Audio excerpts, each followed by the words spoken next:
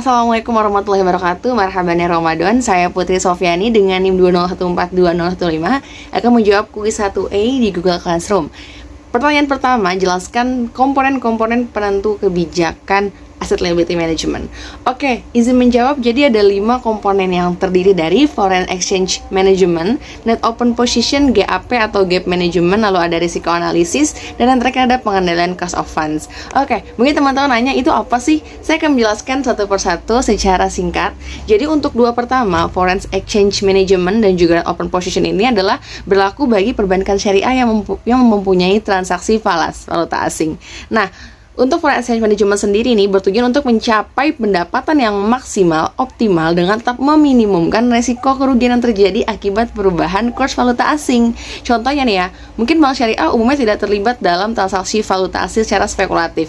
Namun mereka bisa terkena nih dampak kerugiannya nih dari transaksi bisnis internasional yang mereka lakukan. Contohnya, ini nasabah yang melakukan transaksi dengan mata uang asing. Risiko nilai tukar dari transaksi ini tentu dapat mempengaruhi keuntungan bank syariah. Nah, itu maksudnya dari foreign exchange management dan juga net open position. Lalu yang ketiga ada gap management atau GAP, ya mismatch gitu.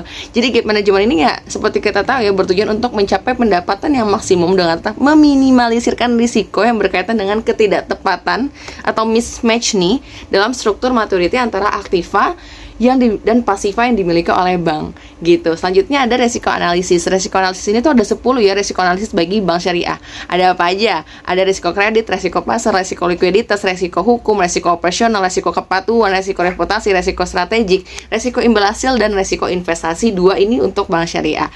Yang terakhir ada pengendalian cost of funds. Mungkin cost of funds ini tidak dijelaskan banyak oleh dosen saya kemarin, namun setelah saya searching, intinya mengendalikan cost of funds ini juga dapat membantu bank syariah untuk mempertahankan likuiditas nih yang cukup. Karena biaya pendanaan yang terlalu tinggi dapat mengurangi ketersediaan dana yang tersedia untuk membiayai operasional sehari-hari atau untuk membutuhkan kebutuhan pembiayaan jangka pendek. Itu teman-teman.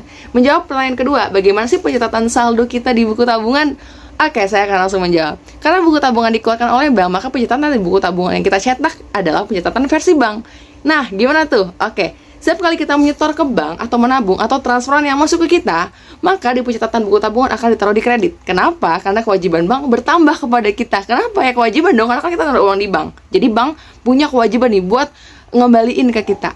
Sama halnya dengan kalau misalnya nih kita tarik tunai atau mungkin kita transfer ke orang, maka akan masuk ke kolom debit. Kenapa?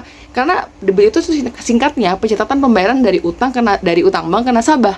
Karena utang bank berkurang nih ya, jadi setiap pembayaran yang berhasil dilakukan oleh bank, baik